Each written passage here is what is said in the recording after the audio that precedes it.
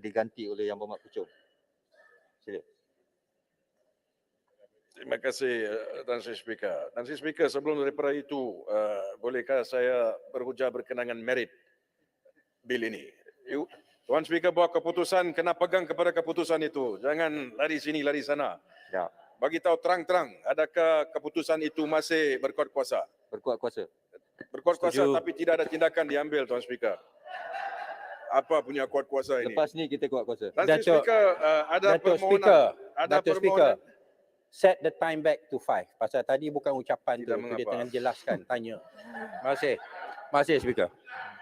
Tan Sri Speaker, terlebih dahulu izinkan saya merekodkan bahawa kami di dalam harapan kami semua faham betapa pentingnya perlu untuk kami jamin keselamatan di dalam negara ini. Jadi tidak ada masalah untuk kita menyokong sesuatu yang boleh menentukan bahawa keselamatan negara kita terjamin. Let's put that on record. Keduanya, Tan Sri Speaker, adalah penting untuk kita juga menyatakan bahawa selain daripada SOSMA, wujudnya lain-lain undang-undang dalam negara ini untuk menangani masalah jenayah. Jadi sekiranya tidak ada peruntukan Seksyen 4/5 ini, ada peruntukan-peruntukan lain yang boleh digunakan untuk jenayah-jenayah. Misalnya kanun acara jenayah, di mana diperuntukkan masa untuk riman. Jadi kalau ada satu kesalahan, maka boleh orang itu ditangkap dan diriman kalau kes yang berat untuk 14 hari. Di bawah Seksyen 117, Tuan Speaker, seseorang itu perlu dibawa ke magistrate 24 jam selepas beliau ditangkap. Dan permohonan dibuat untuk riman. Tujuan perlembagaan ada, peruntukan itu adalah untuk memberikan forum kepada seseorang yang ditangkap itu untuk membuat aduan kepada magistrate. Sekiranya orang itu dipukul, sekiranya seseorang itu dilayan dengan tidak adil, maka ada forum untuk beliau membuat aduan. Itu adalah tujuan dia. Tetapi bila kita lihat kepada peruntukan 45 ini, cukup jelas bahawa untuk 28 hari seseorang itu tidak ada forum. Tidak dibawa ke hadapan magistrate, tidak dibawa ke hadapan sesiapa untuk tahanan lanjutan riman. Ini bermaksud, Tuan Speaker, ada ruang untuk undang-undang itu disalahgunakan. Banyak kes di mana orang itu mengadu selepas beliau ditahan 28 hari, dipukul, dibelasa oleh pihak polis, keluarganya diugut, pihak polis dan pihak berkuasa minta wang untuk rasuah dan sebagainya untuk kes itu diselesaikan. Kita semua tahu perkara ini. Ini Dewan Rakyat telah dengar perkara ini untuk tahun bertahun. Tapi hari ini kita nak luluskan lagi satu undang-undang yang membenarkan tahanan 28 hari tanpa ada forum seseorang itu membuat aduan. Apakah undang-undang ini undang-undang yang adil? Ya, kita hendak ada ruang untuk pihak polis minta masa untuk tahanan untuk seseorang itu disiasat. Yes, siasatan itu perlu dilaksanakan. Tetapi betapa adilnya kita ada peruntukan yang membenarkan tahanan, polis boleh ambil tindakan siasat, tapi orang yang ditahan itu tidak dibenarkan sama sekali membawa aduan ke pihak-pihak berkuasa atau pengadilan. Ini masalah dia.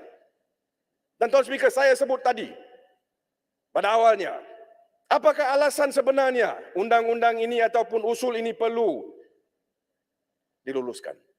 Kenapa kita nak batalkan keputusan yang dulu? Manakah kerajaan ini masa itu? Sebenarnya mereka nak batalkan kerana mereka gagal hadir dalam parlimen pada hari itu. Kalau betul keluarga Malaysia, kalau betul undang-undang ini sangat penting, di manakah semua ahli parlimen mereka hari itu? Memalukan. You come to parliament, you say it's important, but you don't have the numbers. Dan oleh itu kamu menghadapi keputusan di mana usul itu ditolak. Tuan Speaker, kami di sini membawa perkara ini untuk kepentingan awam. Baik kalau perlu disiasat-siasat. Tapi mana kita boleh sokong satu undang-undang yang membenarkan tahanan tanpa ada akses kepada hakim? Bagaimana kalau Tuan Speaker ditangkap, 28 hari dibawa ke dalam penjara, family tidak tahu di mana kamu, dipukul, dibelasa. Bukankah Tuan Speaker akan menentang perkara itu dan meminta untuk keadilan? Itu apa yang kita sebut di sini. Undang-undang perlu untuk siasatan. Kita setuju. Tapi jangan kita lupa bahawa orang yang ditahan itu juga ada hak. Dan di sini saya berdiri untuk menyatakan bahawa hak itu adalah hak yang dijamin dalam Perlembagaan Persekutuan. Dan kami sebagai rakyat Malaysia di bawah Perlembagaan Persekutuan, we should respect the Constitution. Pastikan bahawa undang-undang yang diluluskan itu mempunyai ruang untuk orang yang ditangkap dan ditahan itu untuk membuat aduan sekiranya beliau atau undang-undang disalah laksanakan terhadap dia. Di atas alasan itu, kita membantah terhadap usul ini. Keputusan sudah pun dibuat. Dan, Tuan Speaker, sekiranya ada kesalahan dilaksanakan hari ini, undang-undang masih ada yang membenarkan pihak berkuasa boleh mengambil tindakan untuk mengatasinya. Oleh itu dan di atas asas itu, saya membantah usul ini, Tuan Speaker. Terima kasih. Terima kasih Puchong. Terima kasih. Tapi soalan yang Puchong tanya kepada saya itu sebenarnya salah dia tanya kerana saya tak akan melakukan kesalahan sosma.